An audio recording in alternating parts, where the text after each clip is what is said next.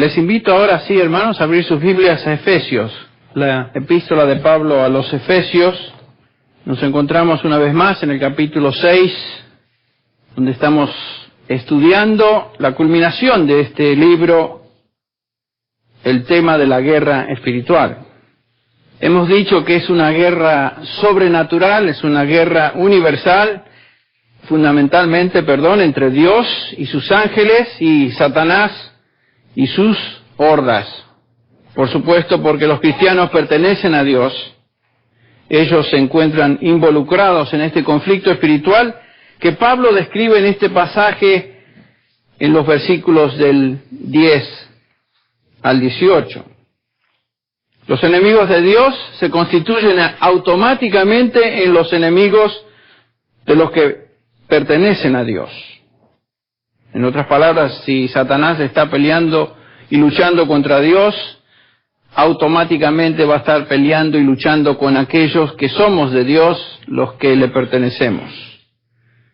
Lo que hemos visto hasta hoy es que si tú eres creyente, si tú eres un cristiano comprometido con el Señor y su causa, y estás viviendo de acuerdo al capítulo 4, versículo 1, andando dignamente de la vocación con que has sido llamado, estás en oposición directa al enemigo que va a hacer lo posible para destruir tu testimonio y hacerte nulo en esta guerra espiritual de la cual estamos aprendiendo. ¿Se acuerdan que el apóstol Pedro nos dice que nuestro adversario, el diablo, anda como león rugiente buscando a quien devorar? El diablo no anda sentado, él no es flojo en su tarea. Nos dice Pedro que él anda buscando a quien devorar. El diablo está al acecho continuo, constante de aquellos que pertenecen a Cristo, vestidos de toda la armadura de Dios, versículo 11, para que podáis estar firmes contra las acechanzas del diablo. El diablo siempre está al acecho. ¿De dónde viene este enemigo? ¿Dónde comenzó? Ya vimos esto la última vez. Se rebeló contra Dios y fue echado del cielo, y a partir de ese momento vive para luchar contra Dios y tratar de frustrar los propósitos de Dios. Un ángel caído engañó a Adán, engañó a Eva, a la raza humana, los llevó a la ruina espiritual. A través de la historia ha tratado de destruir al pueblo escogido de Dios, Israel. El enemigo ha tratado de frustrar los planes de Dios, trató de detener el nacimiento de Cristo, el Hijo de Dios, el ministerio, su resurrección, y desde que fue echado del cielo, su tarea ha sido una continua lucha en contra de Dios y los propósitos de Dios. Y hoy Satanás y sus demonios, por supuesto, están tratando de destruir el testimonio y la extensión del reino de Dios a través de la iglesia. El enemigo número uno de Satanás hoy es la iglesia. Por supuesto, estamos hablando de la iglesia genuina, aquellos que pertenecen al Señor Jesús, pertenecen a su cuerpo. La lucha continuará y finalmente culminará con las huestes de Satanás y Satanás mismo que serán destruidos cuando esta guerra termine. De eso nos habla Apocalipsis. Él será echado al lago de fuego y ahí terminará su función. Entre tanto, está luchando. Y Pablo nos dice en el versículo 12 que no tenemos lucha contra sangre y carne, sino contra principados, contra potestades, contra gobernadores de las tinieblas de este siglo, contra huestes espirituales de maldad en las regiones celestes. Estos son nuestros enemigos, de los cuales hablamos la última vez. Y porque es una guerra espiritual, solamente puede ser luchada, puede ser peleada con armas espirituales. Armas que Dios mismo provee y que Pablo llama en este pasaje, en los versículos 11 y 13, como la armadura de Dios. 2 veces repite Pablo la armadura de Dios, versículo 11 y versículo 13. En 2 Corintios capítulo 10, los versículos del 3 al 5, leemos estas palabras del mismo apóstol Pablo en referencia a estas armas. Pues aunque andamos en la carne, no luchamos según la carne, porque las armas de nuestra contienda no son carnales. No luchamos contra carne o sangre, sino, dice Pablo, poderosas en Dios para la destrucción de fortalezas, los enemigos de Dios, estas huestes que se describen acá en el versículo 12. Destruyendo especulaciones, continúa el versículo 5, destruyendo especulaciones y todo razonamiento altivo que se levanta contra el conocimiento de Dios y poniendo todo pensamiento en cautiverio a la obediencia de Dios. Pablo está describiendo la guerra espiritual. En otras palabras, es imposible enfrentarse a este enemigo espiritual con armas comunes. No los vemos, ni siquiera a veces nos damos cuenta de que andan alrededor, pero ahí están, luchando. Es vital entonces que el cristiano se vista de esta armadura de Dios para entrar en guerra espiritual o será absolutamente derrotado. No hay posibilidad de victoria sin la armadura del cristiano, la armadura de Dios. Los versículos 14 al 17 entonces nos describen esta armadura y vamos a dar lectura a estos versículos ahora. Dice el versículo 14, estad pues firmes, ceñida vuestra cintura con la verdad y revestidos con la coraza de la justicia, y calzados los pies con el apresto del evangelio de la paz, en todo tomando el escudo de la fe con el que podréis apagar todos los dardos encendidos del maligno. Tomad también el yelmo de la salvación y la espada del Espíritu, que es la palabra de Dios. Esta es la armadura.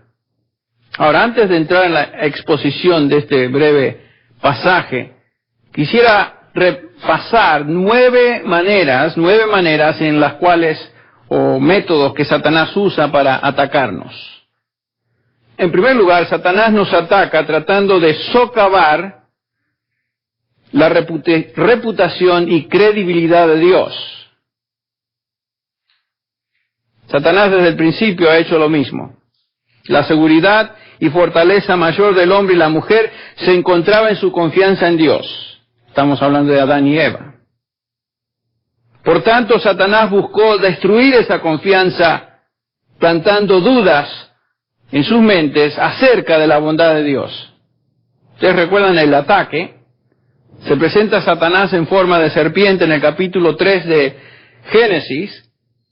Y leemos en el versículo 3, por ejemplo, con que Dios ha dicho, aquí está, con que Dios ha dicho, ¿no comáis de todo árbol del huerto?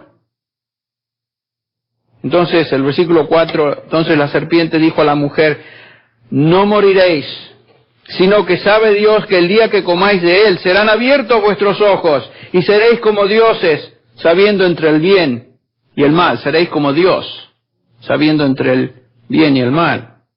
En otras palabras, lo que está diciendo Satanás es que Dios no es bueno. Dios ha mentido. No pueden confiar ustedes en ese Dios que no les dice la verdad. Yo les digo la verdad. ¿Ven?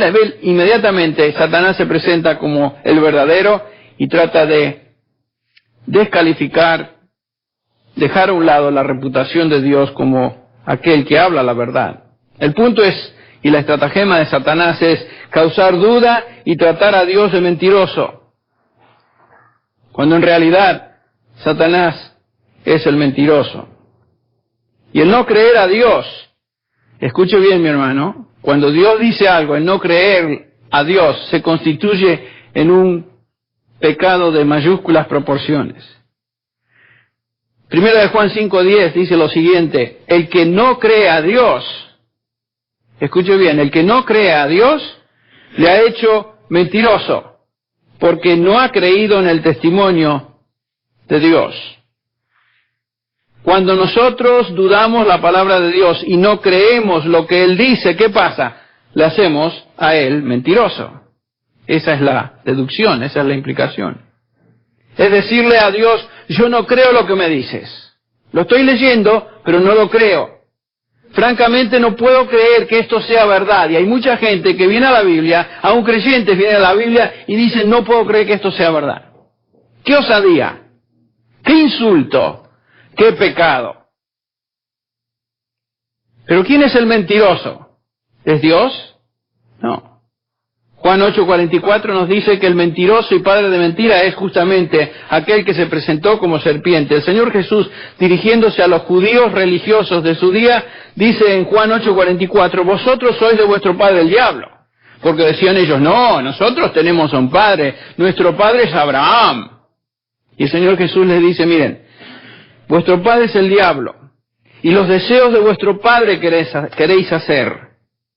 Él ha sido homicida desde el principio y no ha permanecido en la verdad, no permaneció en la verdad, cayó de la verdad, porque no hay verdad en él. Cuando habla mentira, de suyo habla, porque es mentiroso y padre de mentira. Todo lo que dice Satanás es mentira. Aunque haya una verdad en lo que está diciendo, el propósito es el engaño, falsificar, distorsionar, de tal manera que el hombre sea afectado por esa mentira. Satanás es mentiroso. Cuando nosotros dudamos la bondad de Dios, su amor para con nosotros, dudamos su gracia, su perdón, su misericordia, cuando pensamos que Dios nos ha abandonado y escuchamos acusaciones del enemigo que vienen a nuestra mente, que vienen a nuestra conciencia, que nos hacen dudar, por ejemplo, de nuestra salvación, o pensamientos que vienen y nos dicen, realmente tú no eres cristiano porque fíjate, un cristiano no hace esto o lo otro. Estamos escuchando a voces que provienen no de Dios, sino que provienen de aquel que es mentiroso. Satanás y sus demonios, cuya función y estrategia es acusar, distorsionar, decirnos que lo que Dios dice en su palabra no es verdad. Si Dios dice, mis ovejas oyen mi voz y me siguen, yo les doy vida eterna, no perecerán jamás, eso es lo que Dios dice. Si tú crees en el Señor Jesucristo, has confiado en Él para tu salvación eterna, tú eres salvo para siempre, por ejemplo. Satanás dice, no, mira, eso es lo que fíjate lo que acabas de pensar, fíjate lo que acabas de hacer. Tú no eres cristiano, has caído de esa gracia. Dios ya no te perdona, Dios ya no te quiere. Eso es mentira. Absolutamente mentira. Y por supuesto, a veces en nuestras dudas temblamos y escuchamos la voz del enemigo, así como lo hizo Eva, con repercusiones funestas. Entonces, una manera básica y sutil en la que el enemigo nos ataca es tratando de desacreditar a Dios y desacreditar su palabra. En segundo lugar, el enemigo nos ataca causando problemas en nuestra vida cristiana por causa de nuestra fe. Siempre anda buscando cómo causarnos problemas. Desde el momento que nos convertimos, el diablo comenzó a hacer de nuestra vida una vida llena de problemas. A veces la gente piensa que si viene a Cristo, se acabaron los problemas. No. Cuando venimos a Cristo, a veces se intensifican los problemas. Hay victoria, hay paz, hay un sentido de perdón, nos sentimos que pertenecemos a Dios, sabemos que pertenecemos a Dios, pero no es que ya no hay problemas. En el mundo tendréis aflicción, mas confiad, yo he vencido al mundo. Uno de los problemas, por ejemplo, que el creyente enfrenta es la persecución. Y la persecución se manifiesta de muchas maneras. No estamos hablando de persecución, por ejemplo, como la que experimentaron muchos de los hijos de Dios a través de la historia, donde fueron sacrificados y aniquilados y perseguidos de una manera terrible. A veces el solo hecho de ser cristiano evoca hostilidad en muchos que nos ven como santulones o personas fanáticas de su religión y empiezan a hacernos burla. Yo me acuerdo en Argentina que nos llamaban los evangelistas. Ahí van los evangelistas. Y siempre nos hacían burla, porque claro, en una ciudad chica donde hay una sola iglesia, la cual mi padre era pastor, somos blanco de toda la burla de todos los demás. No es que ellos eran mejores, no es que ellos eran religiosos, les gustaba hacer burla. Bueno, eso es persecución. Muchos de ustedes han sufrido persecución en el trabajo, con sus familiares o amigos, que antes eran cercanos, eran sus amigos, pero cuando usted se comprometió con Cristo, comenzaron a tratarlo como persona de segunda clase o peor, como un enemigo. ¿No es cierto? Muchos de ustedes han manifestado eso. Eso es persecución. ¿De dónde viene eso? Satanás se encarga de meter esos enemigos ahí. Toda esta hostilidad es parte del ataque satánico sobre su vida. A veces el ataque es más sutil. En algunos casos, el ser cristiano no es muy difícil. Satanás nos hace flojos en nuestra vida espiritual. Pero los resultados son también negativos. Satanás nos acostumbra a una actividad religiosa dominical, superficial, sin muchas perturbaciones, y nos acostumbramos a ser cristianos. Y la verdad que no es muy difícil, por ejemplo, en un país como el que vivimos, gozar de libertades y venir a la iglesia y disfrutar en general de todas las bendiciones que el Señor nos da en este lugar. Y pensamos entonces que es fácil ser cristiano. Bueno, sutilmente Satanás nos hace flojos, nos hace perezosos y nos acostumbramos. Bueno, un cristianismo fácil, hace de la iglesia un contexto blando, sin temple. A veces es más difícil vivir la vida cristiana cuando es fácil ser cristiano que cuando sufrimos persecución. No, que el Señor no permita que nuestra experiencia sea tan cómoda. Hechos de los Apóstoles, por ejemplo, y la historia de la iglesia cristiana demuestra que cuando la persecución vino a la iglesia, aunque fue difícil tolerar la persecución en esos momentos, la iglesia se fortaleció y creció. ¿Ustedes recuerdan? Recuerdan, por ejemplo, en Hechos capítulo 5, el versículo 45-41 dice que Pedro y los apóstoles en Jerusalén habían sido perseguidos, ustedes recuerdan, por causa de la predicación del Evangelio, fueron azotados, fueron amenazados, se les prohibió hablar en el nombre de Jesús. Claro, intensa persecución. Pero note lo que dice el versículo 41.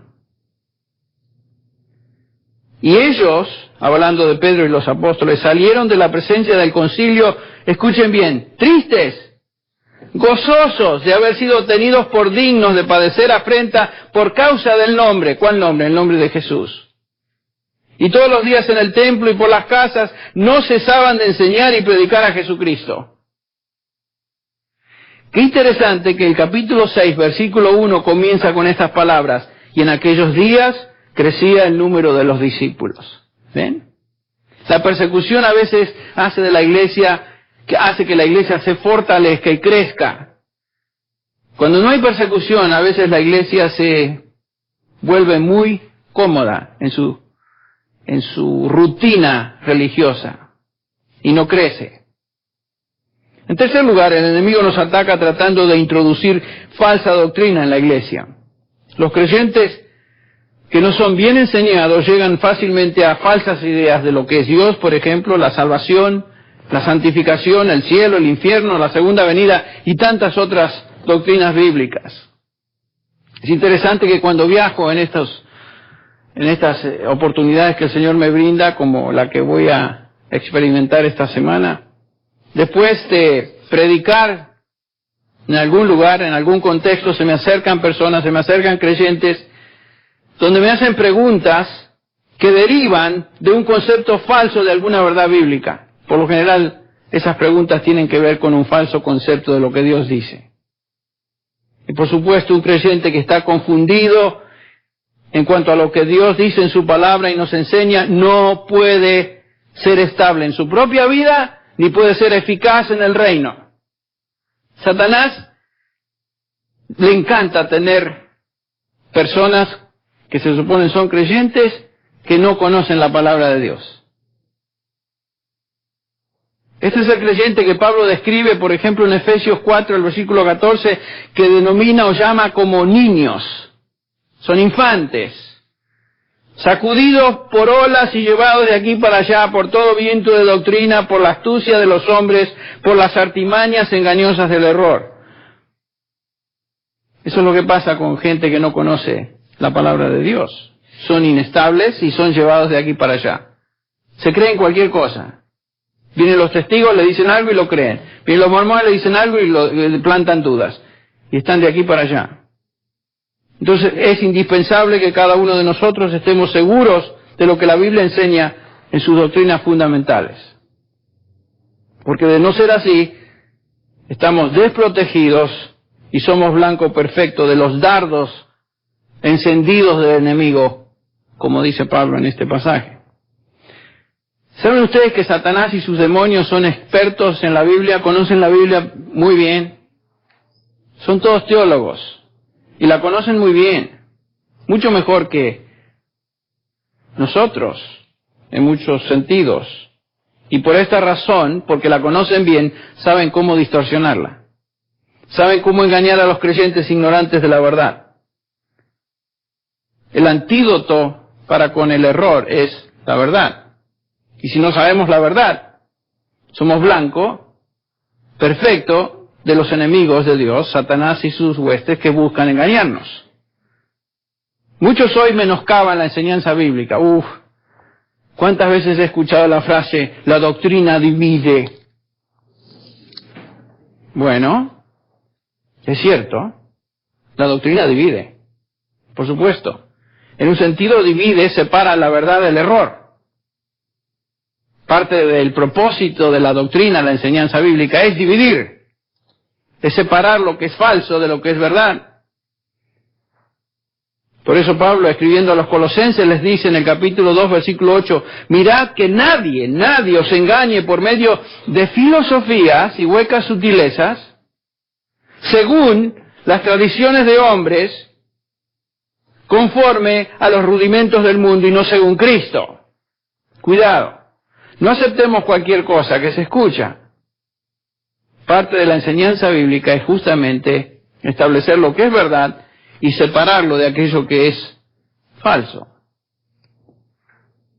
En cuarto lugar, Satanás nos ataca, o el enemigo nos ataca, entorpeciendo nuestro servicio a Cristo.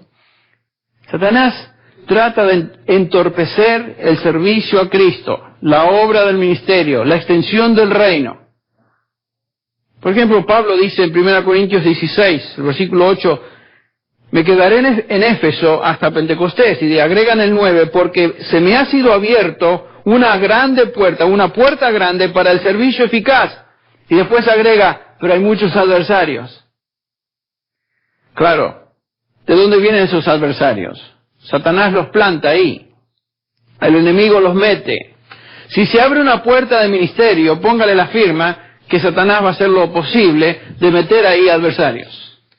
Estorbar. Y justamente, por ejemplo, en 1 Tesalonicenses 2:18, dice Pablo, por lo cual quisimos ir a vosotros, yo Pablo ciertamente una y otra vez, pero Satanás nos estorbó. Fíjense, estorbo. Las puertas del ministerio se abren, pero a menudo en el ministerio uno confronta difíciles situaciones que estorban el avance de la obra. ¿Quién está detrás de este estorbo? Bueno, Satanás y sus demonios. Quinto lugar, número 5. El enemigo también nos ataca causando división entre creyentes. Este es uno de los favoritos de él. División entre creyentes.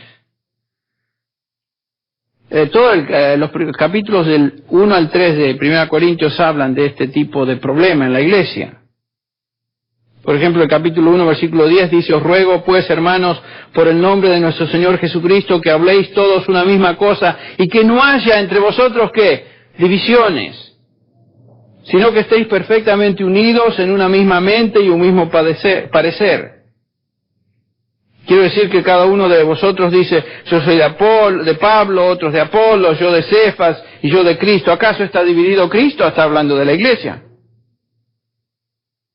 La iglesia es una.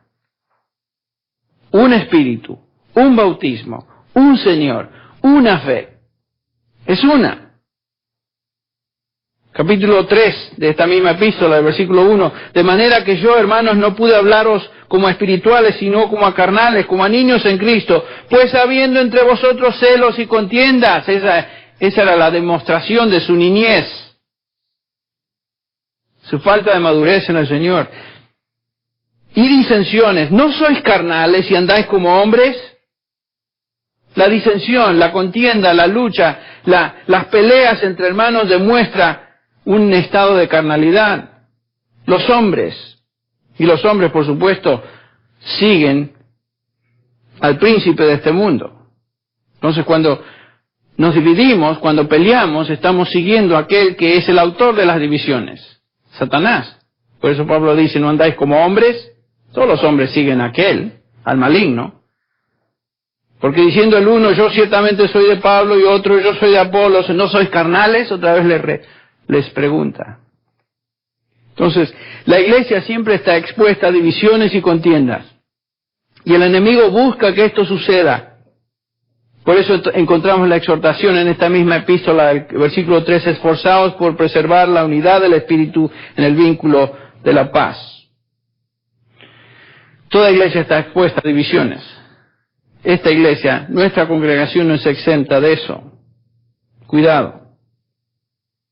No demos oportunidad al diablo por medio de contiendas y divisiones entre nosotros. Cuidado.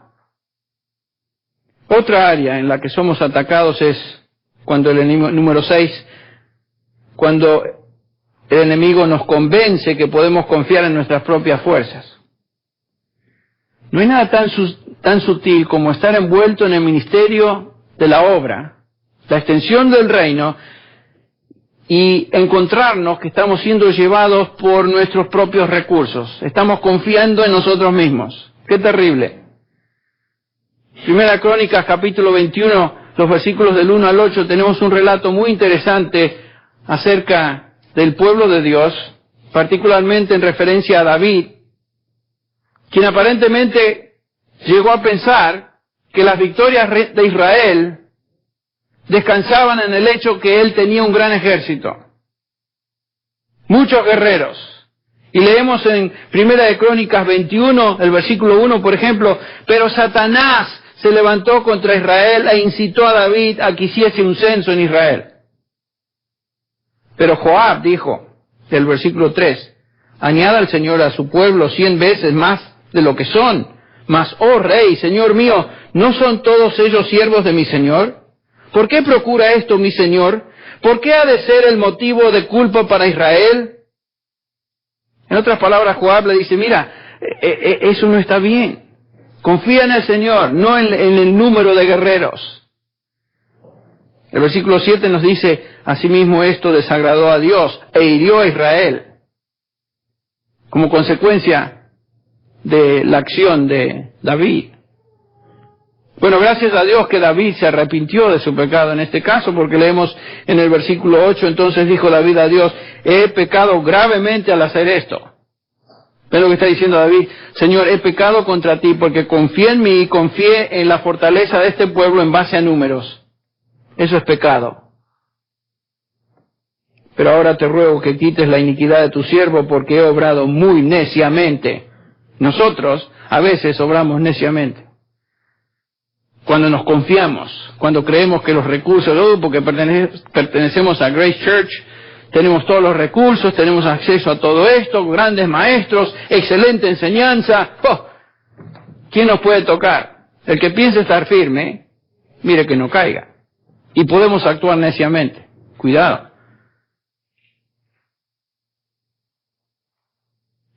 Dios nos libre de hacer la obra confiando en nuestras fuerzas y en nuestros recursos. El cristiano que confía en sí mismo es presa del enemigo. Por eso encontramos esta exhortación en Proverbios 3:5. Fíate de Jehová de todo tu corazón y no te apoyes en tu propia, ¿qué? Prudencia. Es necio el apoyarse en nuestra propia prudencia. Reconócelo en todos tus caminos y Él enderezará tus veredas. No seas sabio en tu propia opinión. Teme a Jehová, apártate del mal. ¿Ven?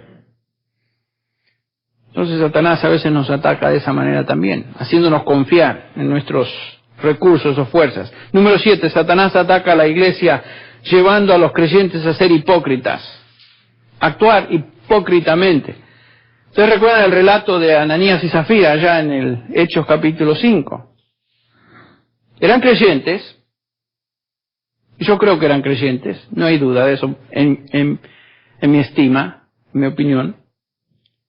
Pero pretendieron vivir algo, una vida, o aparentar algo que realmente no eran. Pretendían vivir y servir al Señor, pero en realidad estaban viviendo una mentira. Y esta mentira, según el pasaje, fue inspirada por Satanás. Podemos engañar a la iglesia y a la mayoría de los creyentes, a los hermanos, pero no podemos engañar a Dios, quien conoce nuestro corazón. La pregunta es, ¿qué motiva tu corazón cuando sirves al Señor? Hechos 5, este relato, nos dice que Pedro, por supuesto, movido, inspirado por el Espíritu Santo, se acerca a Ananías y le dice, ¿por qué ha llenado Satanás tu corazón para mentir al Espíritu Santo? Y todavía se hace el inocente. ¿Por qué concebiste este asunto en tu corazón? Otra vez. No has mentido a los hombres, sino que a Dios. ¿Saben qué? Cuando pretendemos ser algo que realmente no somos y servimos al Señor de una manera hipócrita, ¿a quién estamos mintiendo? A Dios. Dios no tiene misericordia de los mentirosos en este caso. Y a su debido tiempo, y en su plan, Dios juzga la hipocresía en sus hijos. Porque nos dice el versículo 5, al oír Ananías estas palabras, cayó y expiró. Y vino gran temor sobre todos los que lo supieron. Toda la iglesia quedó, pero en shock por lo que había acontecido. Y lo mismo sucedió, entre paréntesis, con su esposa, la Zafira, que viene muy contenta y muy inocente, y lo mismo le sucede. Este fue un matrimonio hipócrita en su servicio a Dios. Otra forma en que el enemigo nos ataca como creyentes es por medio de la mundanalidad. ¿Qué quiero decir con esto? La mundanalidad. El mundo se vuelve atractivo para muchos creyentes. Y Satanás los persuade a vivir de acuerdo a muchos de los valores del mundo. No necesariamente estoy hablando de cosas tremendamente groseras. Por ejemplo, estoy hablando de la prosperidad económica, del bienestar. El enemigo nos engaña y nos pinta un mundo muy atractivo. Nos volvemos atraídos por aquello que el mundo nos presenta. Somos propensos a olvidarnos de Dios y adoptar una actitud materialista u orgullosa en lo que tenemos o hemos logrado. Y el Señor a veces nos toca en esa área. Romanos 12:2 nos dice, no os conforméis a este mundo o a este siglo. En otras palabras, no imitéis al mundo, sino transformaos por medio de la renovación de vuestro entendimiento. El apóstol Juan también lo repite de otra manera. Su primera epístola, capítulo 2, versículo 15, no améis al mundo ni las cosas que están en el mundo, porque si alguno ama al mundo, el amor del Padre que no está en él. Porque todo lo que hay en el mundo, la pasión de la carne, la pasión de los ojos y la arrogancia de la vida no proviene del Padre, sino del mundo. Y sabemos que el mundo pasa y sus deseos. Esto pasa. Pero el que hace la voluntad de Dios, que permanece para siempre. Finalmente, número 9, el enemigo nos ataca moviéndonos a desobedecer la palabra de Dios. Todo tipo de desobediencia en contra de lo que Dios ha dicho y establecido en su palabra, es lo que Satanás y sus huestes buscan que hagamos. Desobedecer, desobedecer, desobedecer. Si Dios establece en su palabra que actuemos moralmente, Satanás nos tentará a actuar inmoralmente. Si Dios nos manda a decir la verdad, Satanás tratará de persuadirnos a decir la mentira. Si Dios nos enseña a estar satisfechos con lo que Él nos da, Satanás buscará que deseemos más de lo necesario.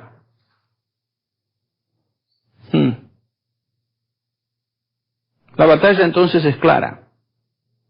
El enemigo nos ataca, no hay duda de esta. Nos ataca socavando la integridad de Dios, causando todo tipo de problemas en nuestras vidas, confundiéndonos con falsa doctrina, estorbando nuestro servicio a Dios, tratando que confiemos en nosotros mismos, tentándonos a vivir vidas de hipocresía espiritual, moviéndonos a ser atraídos por las cosas del mundo y finalmente tentándonos a desobedecer la palabra de Dios a todo nivel.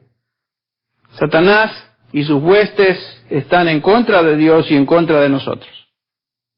El enemigo nos ataca continuamente en estas áreas que acabamos de repasar. Esta es la guerra en que nos encontramos. Es una guerra implacable y constante. El enemigo es astuto y lleno de artimañas, múltiples estrategias para hacernos caer. La batalla se pelea, sin embargo, con una sola estrategia.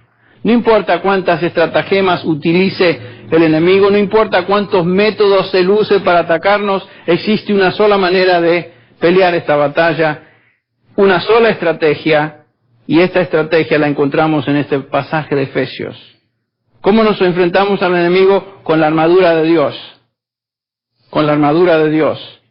En otras palabras, nuestra estrategia no es enfocarnos y concentrarnos en lo que el enemigo está haciendo, y hay muchos que se pierden el tiempo tratando de ver qué es lo que Satanás está haciendo. El enfoque bíblico es en enfocarnos en lo que nosotros debemos hacer.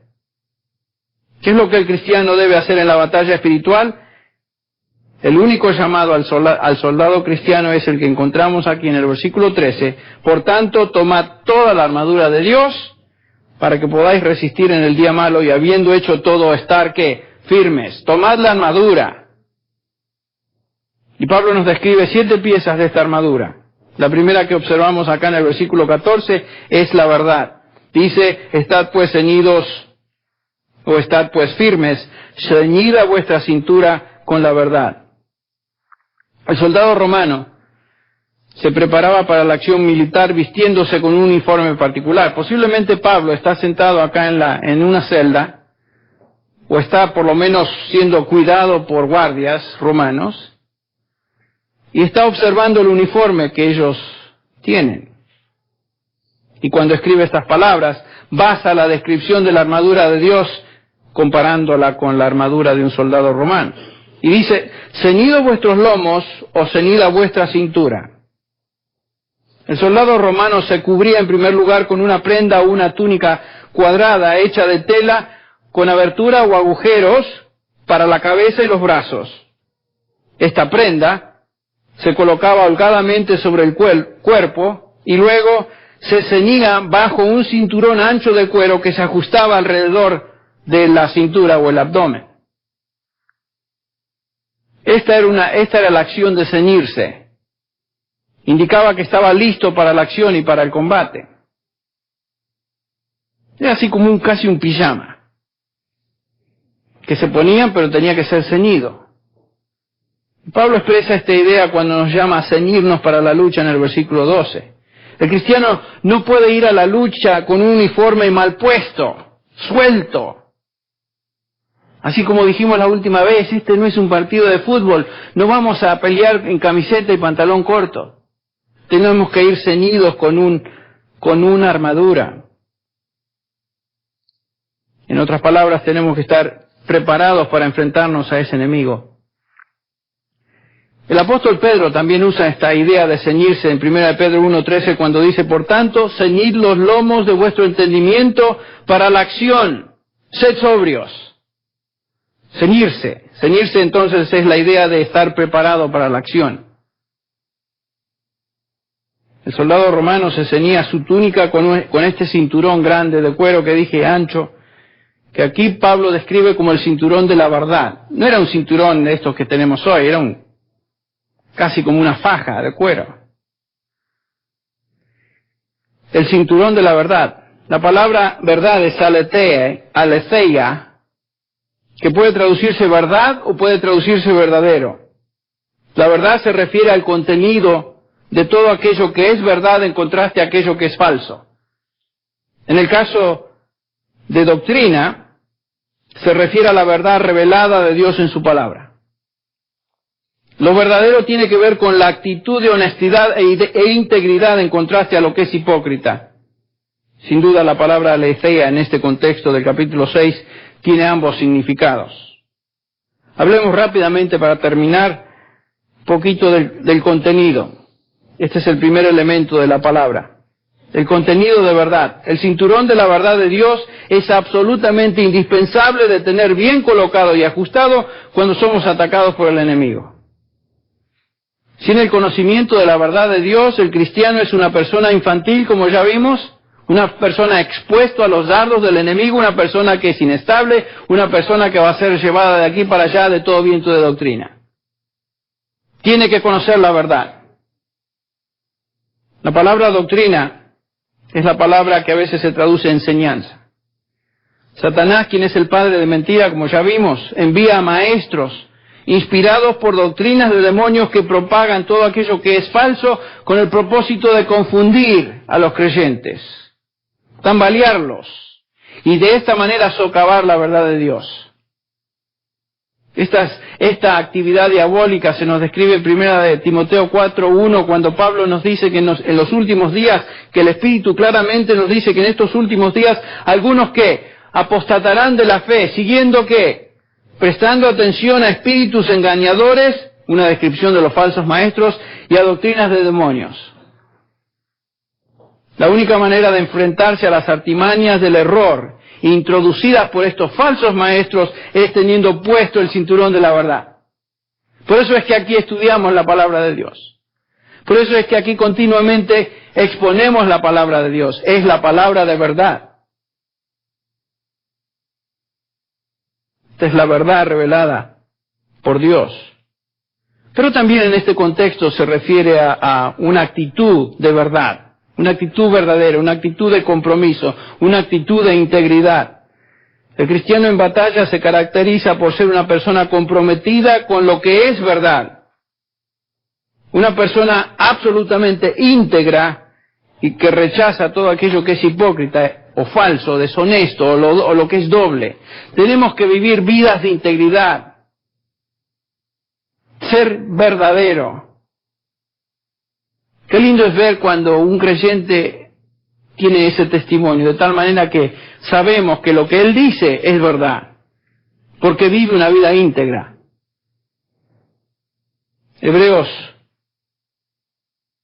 12, versículo 1 ilustra esta ilustra esta verdad de compromiso, esta actitud de alguien que está en la carrera y no se desvía. Por tanto, puesto que tenemos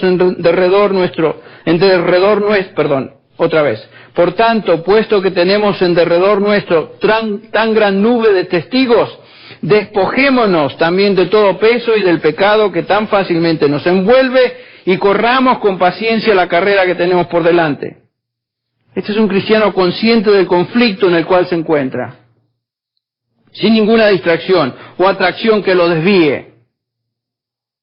Pablo nos dice que ningún soldado en servicio activo se enreda en los negocios de la vida diaria a fin de poder agradar a aquel que lo reclutó como soldado. Entonces es imprescindible que como cristianos estemos ceñidos de la verdad, estemos saturados de la verdad de Dios. Vivamos en esa verdad, en lo que hacemos, lo que decimos.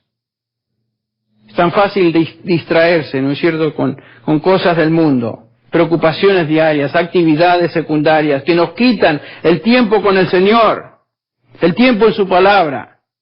Satanás busca por sobre todas las cosas quitarnos de nuestro tiempo con el Señor, de tal manera que conozcamos más y más su verdad.